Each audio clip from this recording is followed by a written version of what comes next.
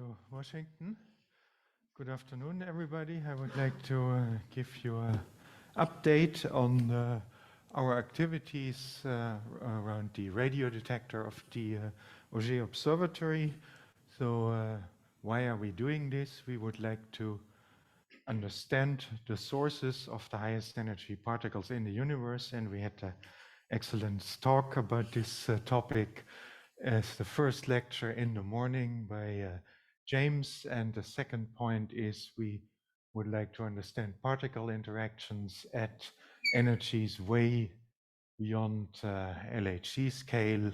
Also there we had a very nice introduction this morning by Lorenzo. And well, maybe we can also set an answer the question of what is the fraction of protons, photons, and neutrinos at the highest energies, because this is interesting because potentially you can trace them back to the sources. So how do we do this? So we have our existing water Cherenkov detectors, then we add a layer of scintillators and also radio antennas. So these radio antennas are the idea is that we measure horizontal showers, then you measure the electromagnetic component in the radio antenna, and in the water Cherenkov detector, the muons, and then you do electron-muon separation to determine the type of the incoming particle. And there were talks earlier in the session about Cascade Grande, where similar techniques are used to determine the mass of the particle.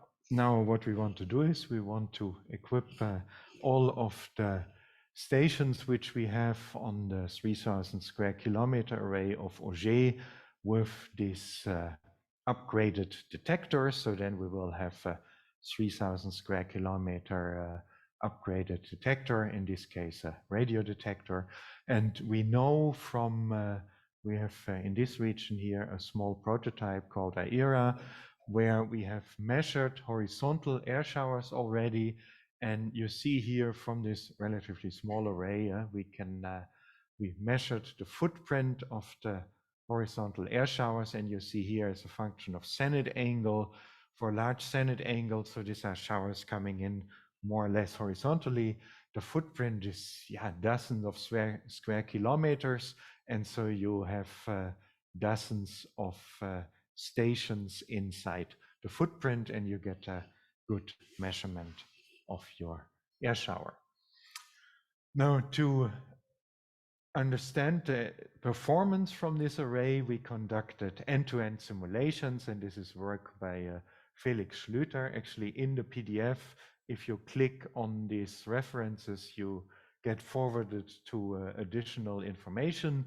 So what we do here is we simulate the air shower, we simulate the signals in the water Cherenkov detector, we simulate the signals in the antenna, and then reconstruct the quantities in the radio antenna and in the water Cherenkov detector, and then we can use this to estimate the performance.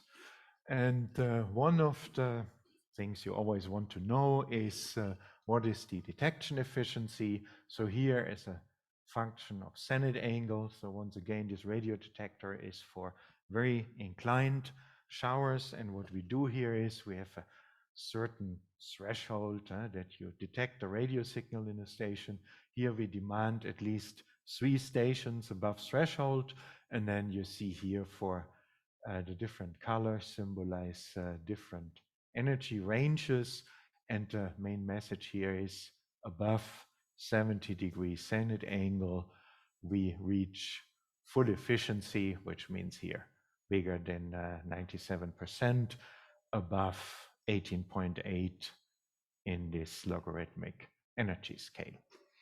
Now, when you have this, you can calculate the aperture you expect for a 3000 square kilometer array as function of energy. And then you see here how the aperture accumulates for different zenith angle ranges. So this very dark color here is, well, really 83 to 85 degrees. This is sort of coming in parallel to the surface of the Earth. And then this goes here up to this yellowish color, coming in at 65 degrees. And if you integrate all of this, you see that with these horizontal showers, you get about 25% of the aperture, which we get with vertical showers, which for us is from 0 degrees zenith angle to 60 degrees. So you get quite an, 25% bonus if you look at these horizontal air showers. Now, if you have calculated all of this and then you know the flux we have measured with Auger, the all particle flux up to the highest energies, when we know the aperture and assume a lifetime of 10 years of the upgraded detector, then one can calculate the number of events one expects in 10 years as a function of energy. Then you can do all the events in the radio detector. You get these blue numbers, and you see here the numbers indicate the number of air showers per bin here. And if you are more conservative, you only restrict yourselves to the ones where you have full efficiency in energy and zenith angle, and then you get the red dots or the red numbers. So this looks quite promising. And well, then of course, after we've measured them, you have to reconstruct the air showers. So what we do is we measure the energy which is transported to the ground. And what we use here is the energy fluence. So this is electron volts per square meter detected with our radio antennas. And this is the distance to the shower axis. And then you see here in this example, the blue dots are the measured points, and then we fit here this lateral distribution function. For the people who are not used to radio, this is not a NKG function or something like this, like we have for the electrons or also for the muons. This radio footprint is really more complicated because you have interference effects and so on. So what you use is this blue line here represents a model. In this case here, it's an optimized model, Felix. And again, if you click here, you see what Felix did. And this gives a very nice description of the LDF on the ground. And then you fit this, then you integrate over 2 pi, then you get the total energy which the air shower delivers on the ground. And this has been published. If you plot this energy in our frequency band 30 to 80 megahertz on one axis and the cosmic ray energy on the other axis, then you get a very nice correlation, and actually can follow this up here. This radio measurements allow for a very precise absolute calibration of your energy scale. Okay, so we have then the shower energy. This we can use then in the next step here to look into the quality. So what you see here is the energy of the cosmic ray, and on this axis you see here the quality of the electromagnetic energy, which has been reconstructed relative here to, this is a Monte Carlo study, to the electromagnetic energy in the simulations. And then, of course, ideally this is centered around 1, as you see here, and then these shapes here symbolize the uncertainties, and this is a more conventional histogram. And then when you look at the widths here, you see that we get 6% resolution for the electromagnetic shower energy. And this is quite a nice result. If you're very pessimistic, you can say, okay, let's, if we do something wrong with the calibration of the antennas and we get 10% amplitude uncertainty, then this width would increase to 9%. But this is just a number to play devil's advocate. This is sort of a worst case estimate. We are very confident that we reach this resolution here, about 6%. Okay, then as I told you on the first slide, what we are interested in is the type of cosmic ray, what we always call the mass of the particle. And for this, we need on one axis the energy, and here you see a ratio of the muons, which we measure with the water Cherenkov detector, and then the electromagnetic energy. And this ratio is sensitive to the mass of the incoming cosmic ray. And here you see as illustration simulations for protons here in red and for iron nuclei in blue. And then you can take some statistical quantity here, this figure of merit, and express here, quantify how you can separate them. And in this reconstruction here, we obtain a figure of merit of 1.6, which, thanks, is a quite good result here and illustrates that we can do this mass separation. Okay, then if you have done this, you can also do particle physics. I refer to the talk of Lorenzo in the morning. Lorenzo introduced this muon deficit which we see, and here you see expected results after 10 years. And this is now, this ratio here again of muon number to the electromagnetic energy.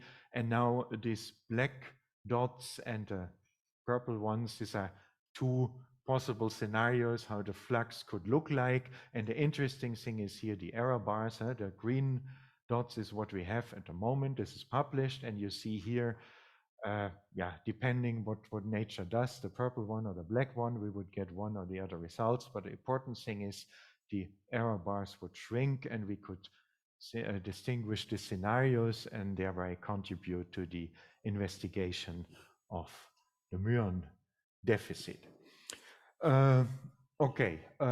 So far the simulations. We have engineering array since more than 2 years in the field, and we use this to verify the calibration. So for a scintillator, you always have your muon peak.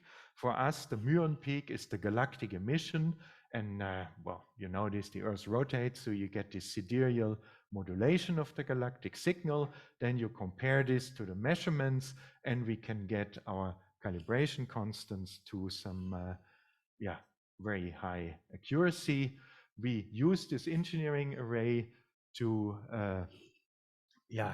measure air showers, and this is actually work done by Thomas Fodran, who is sitting here in the first row. And what you see here, this is a shower where there's 3 stations with a signal, and just with your eye, without any algorithm, you can tell here in this station, this was the radio signal, and here the rest is really very clean.